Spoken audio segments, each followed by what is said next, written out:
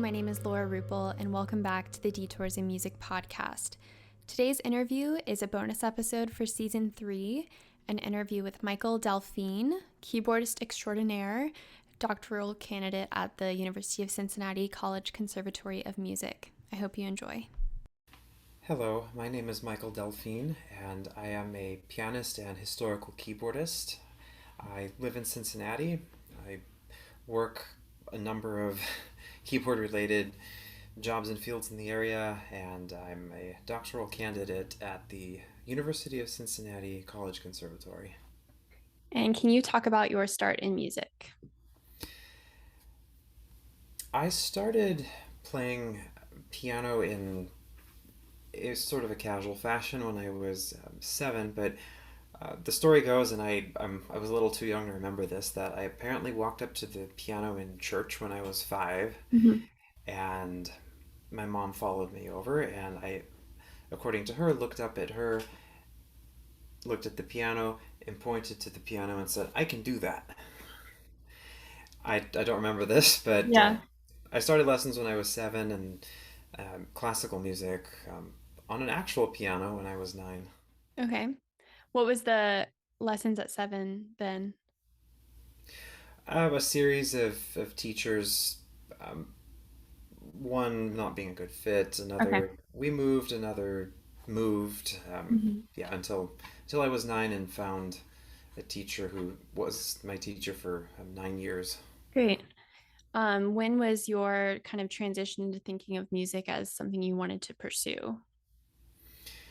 Um, at the age of 9, actually. Awesome. I found a set of Mozart CDs. I think it was called An Evening of Mozart or something, in my parents' stereo cabinet, and started listening, and I just devoured it. I listened to them over and over again, and um, I knew then that this is what I wanted to do for the rest of my life. I didn't know what shape that would take, obviously, but I loved playing the piano, Mm-hmm. and tried my hand at composing then, and that wasn't very good. But Yeah. um, throughout my childhood, I was doing quite a bit of both. Mm-hmm. Did you ever play an instrument other than piano? Yes, I briefly played violin when I was 12, and then it was clear that piano was starting to take off, and I Yeah. should probably zero in on that. Yeah. Did you play a harpsichord at all before going to college, or was that something that came later? It did come much later. I didn't start playing harpsichord until I was 25, Okay. and just starting a Doctor of Musical Arts in piano. Okay. Um, Although when I was 14 or 15, I think is it either 14 or 15, at a music camp, specifically for piano, I was able to get some time on a two manual harpsichord at the college where this was taking place, and Mm-hmm. I would play through the Bach that I was working on, and I, I thought, well, this is interesting. I don't think Mm-hmm. I'll ever play this again, but I'm glad I did. Yeah. And then, 25, fell in love with the instrument. Yeah. Um, what was your process like for applying to schools or just more generally where you attended your degrees and why? Well, I started my college life at the Johns Hopkins University and the Peabody Conservatory, and it was largely because I had academic interests. At the time, I was really interested in math, Mm-hmm. and at the same time, I wanted to do music for the rest of my life. But my mom very wisely advised me to have some kind of a backup Mm-hmm. something. And at the time, math major seemed like the logical thing to do, but that did not pan out. Yeah. I ended up switching to history, which raised some eyebrows. But then doing historical performance now, it's helped in so many ways. And choosing Peabody was also really fantastic because of the teacher I ended up working with. it's so vitally important to go to a school for a teacher. Mm-hmm. And um, the irony being that I had not met this fellow in person before then, but I'd heard great things about him. I'd heard his students, and his name is Boris Slutsky, and he's no longer at Peabody. He's at Yale now, full time. I think full time. But he was indeed a fantastic teacher, and um, brought to life, I think, the principles that make for listening for a good sound in one's playing, Mm-hmm. which I certainly had with my childhood teacher Carol Oakes. It was clear that getting a piano master's was what I wanted to do next. So I went to the San Francisco Conservatory again for the teacher Mm-hmm. who was a wonderful mentor and still is very dear, Yoshikazu Nagai. And then fast forward another 2 years, and I wound up at CCM studying with Awadajan Pratt. Also a fantastic teacher for the time I worked with him. Mm-hmm. And then all of a sudden, harpsichord comes along. Yeah. I guess backing up a little bit, when you were in your undergrad or master's degrees, what were some things that you struggled with? Being involved in two majors is, as you can imagine, and two separate degrees really. Mm-hmm. So it was being involved in two separate degrees is certainly very time consuming, and I hadn't really learned the lesson of work smart, not hard, Yeah. Mm-hmm. and balancing two degrees was very difficult. Um, I did not grow up in an area in which I could do chamber music. It was a rural part of California, Mm-hmm. and time and distance were just not on my side. So I wanted to play music with everybody I could. Mm-hmm. Every instrument, every voice type, just anything and everything, which was great for accompanying. Mm-hmm.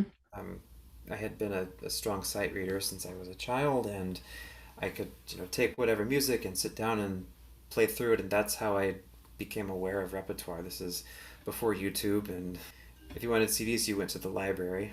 Mm-hmm. Um, so anyway, in my undergrad, taking a lot of classes, taking on a lot of accompanying, and of course the solo repertoire that comes with that. Uh, Balancing time is a little more difficult than I expected back then, Yeah. and I was that kid who was always at a desk or the practice room, and um, when I got to my master's, a lot of friends would pry me out, and we might go out to eat or something, or Mm-hmm. go take a walk on the beach because San Francisco is a great place to get outside, Yeah. and um, that was a very rewarding part of study.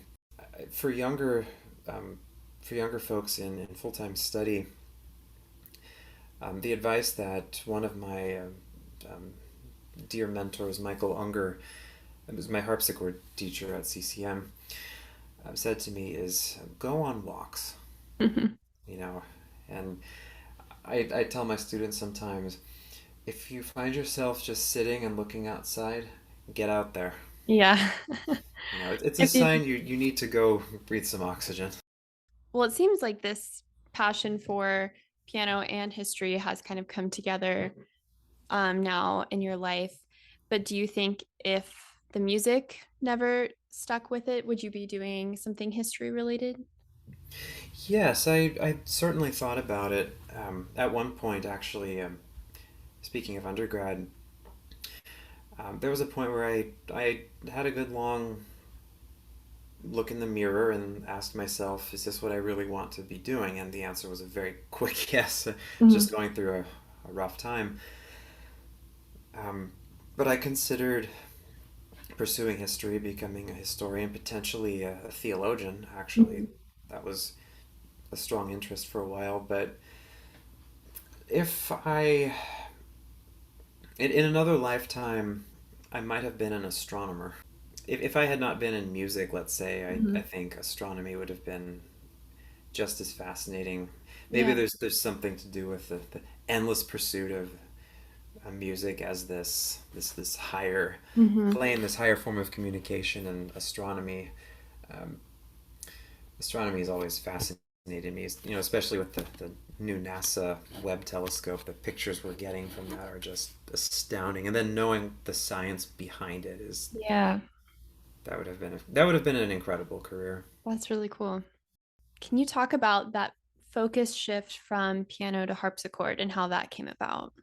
Sure. Talk about a detour in music. Yeah, that's perfect. um, yeah, it's originally I had absolutely no intention to do anything in historical keyboard. I thought this instrument is going to take away from piano. That's what I really want to be doing. Hmm. Even though I had other interests as a pianist, I decided, well, okay, if I want to actually be able to play, let's say, Bach on the piano, Hmm. I should know a little bit about what's going on. Hmm. And I would call myself a reluctant convert. Um, but once I spent a month studying harpsichord, and I was doing some baroque performance practice and figured bass and continuo, and really diving in, getting the sound in my ears, and I just adored the sound of the harpsichord when it's done well and it's done beautifully. It creates a sonority that no other instrument can Hmm. create. And I started going to festivals and doing some competitive events and started meeting results very quickly. Hmm. Um, and I'm very grateful to this day for the discipline that piano taught. Yeah. As the stereotype of the pianist is they're chained at the bench, they're doing competitions, they're they're performing as much as possible. Hmm. Some of that discipline is so very helpful for a historical instrument because the competition isn't quite as fierce, but the Hmm. job opportunities are even more rare. Yeah. And eventually, it was clear that I needed to pursue this full time after my piano doctoral studies. And so I took the round of auditions and I eventually decided um, to stay at CCM instead of going to Juilliard. It was a very rewarding decision. Hmm. Not not a decision that various friends would have expected. Yeah. But considering the very next year the pandemic happened, I think I'm okay with this decision. Glad you Yeah. stayed put. Yeah. How would you define detour in your life and how it's affected your career? We typically think of a detour as going a different route than expected, which sure Mhm. that would describe harpsichord. Um, I think I would say in my life that detours would happen when the logical choice was not the right choice. Mm, okay. That when the circumstances outside of your own humanness are pointing in one direction, Hmm. but the decision that will make you happy is something else. Yeah. For instance, having played piano for nearly 20 years and deciding I will always play the piano, and I still do very often. Hmm. I'm performing on multiple instruments now. Um, Harpsichord was going to be a better choice, and I mentioned the deciding on a different school Hmm. versus the one I'm completing studies in. Another detour might be surprises in life. Hmm. A major surprise in life was finding out that I was going to be a parent. Uh, my wife and I certainly wanted to have children at some point in life, Hmm. but surprise, a little Yeah. sooner than expected. And I bring this up in particular because, as it relates to music, I had just gotten back from a run, and I knew that Anne was at a doctor's appointment, and I saw that she had called me, and so I called her back, and she says, "Guess what, Michael? Hmm. I'm pregnant. And Yeah. so we talked a bit, and I decided, okay, I will come to the doctor's right now. And I sat down and thought, this changes everything. So how's this going to affect our lives? Because we were finishing our doctoral coursework. My wife is um, soon to be a PhD candidate in theory.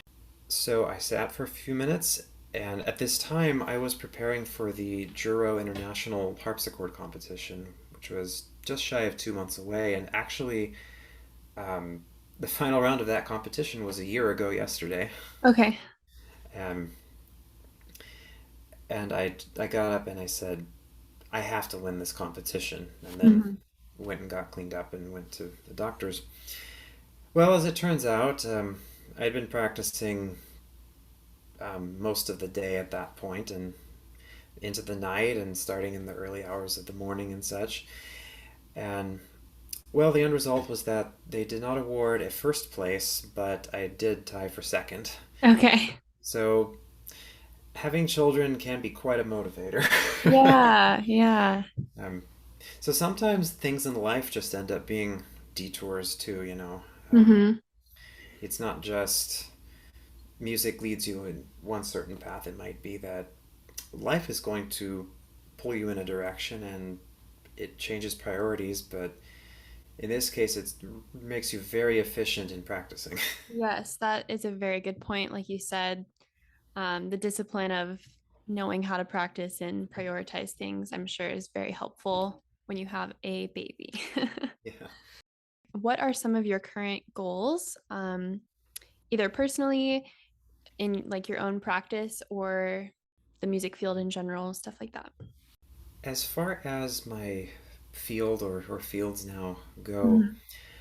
the marriage of performance standards today with historical performance practice is probably the chief aim in my performance, in my research, um, teaching, Mhm. because one of the great tragedies in people's minds is that historical performance and, let's say playing a Beethoven sonata or Mhm. um, music of Brahms or Rachmaninoff or whatever. One of the tragedies is that these two things are completely separate. You notice in a lot of schools we have a historical performance department and a piano department, a violin, Yeah. um, woodwinds, whatever it might be. Mhm. The past has so much to teach us, Mhm. and especially now with original editions on IMSLP or uh, library loans that work such that you can get books from even out of the country. Mhm. Information is so readily available in the 21st century, and to not use it, Mhm. I think, is positively criminal. Mhm. It's amazing what, let's say, the letters of Mozart can teach you about Mozart the person, or uh, the documents available to us in Guatemala of Mexican Baroque music, Yeah. which is very much in keeping with the push today for BIPOC composers and such, which my Mhm. ensemble Seven Hills Baroque actively does. Yeah. With information so readily available, it's just so vitally important to follow curiosity, Mhm. follow the music, and find out where that curiosity will lead you. Mhm. Kind of the bridging of the gap between like playing the piece and actually knowing the history behind it. Yes, and I mean this touches on so much more than just historical performance. Mhm. Um, one of my teachers would say that an uninformed performance is an ignorant performance. Yeah, I agree probably. Even if we may not know what the composer was thinking at that certain moment, to know that the year Beethoven wrote his Hammerklavier Sonata, for instance, was a year of extreme struggle in his own life. Mhm. And considering that's probably one of the most difficult pieces in the repertoire, that might have something to do with it. And it's one of the only things he worked on at that time. Have you found in your performance, since having that kind of goal and mission, are you noticing that in your own performance you feel you're giving maybe more convincing, or is it, do you think, personally more impactful? Oh, absolutely. Um, the first time I heard a Baroque ensemble live and had taken some harpsichord training by then, I mean, I had heard ensembles before. I was 25 or so, but um, by the time the music was starting to become more familiar, hearing a Baroque ensemble bring to life this music Mm-hmm. just blew me away because there was so much life and activity and energy. And I thought, even as a pianist, I can do this. Yeah. I can bring that kind of zest to the performance. Um, as I work on things now, there's certainly that energy that kind of works like a light bulb Mm-hmm. that just stays on, or light switch, I should say. Yeah. And then having the contextual knowledge, some awareness of performance practice leads you to believe really that what you see on the page is just a snapshot in time Mm-hmm. if the composer was an improviser and intended for improvisation to happen, and this is usually the era of Mozart and before. Mm-hmm. But understanding that the music is not just the notes on the page Yeah, makes a huge difference. definitely. And knowing something about the style and the context, whether it's literature or art or theater or history and politics or culture, for better or for worse, Mm-hmm. that certainly plays into how one um, presents the music to an audience. Definitely. Do you have any advice for players who things are not going as expected? Sure. As they say, life happens when you make plans. Yeah. um, I think anyone who hasn't encountered difficulties in the music field in some way is either unbelievably blessed and fortunate or something. I don't know. Yeah. It's so very rare to not encounter some kind of obstacle and difficulty. But it's so important to take a step back, maybe wait things out just a little bit. As they say, to work smart and not hard. Mm-hmm. But we all need oxygen. So sometimes taking a step back and, if you've been in a practice room working on the same thing for weeks and weeks, well, um, even carpenters need to um, set the piece of wood down and not keep carving it too much more. Yeah. um, but if after if after one has done that, there just isn't that spark of joy.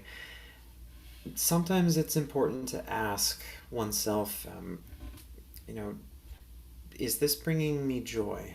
Does Mm-hmm. music really um, make me want to get up in the morning? And if it does, then by all means keep pursuing it as fast as you can.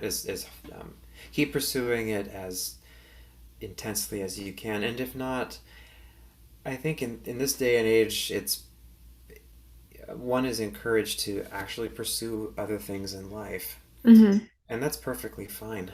Um, One of my teachers, as I was preparing for doctoral auditions, asked me, "Is this really what you want to do?" Mm-hmm. And I said, "Absolutely." Mm-hmm. There's no doubt in my mind anymore. I mean, I Yeah. had faced some doubts earlier, and he was there to witness them. Mm-hmm. Um, and if one is passionate about music in that way and following the music, following the curiosity, first of all, there are going to be detours. Mm-hmm.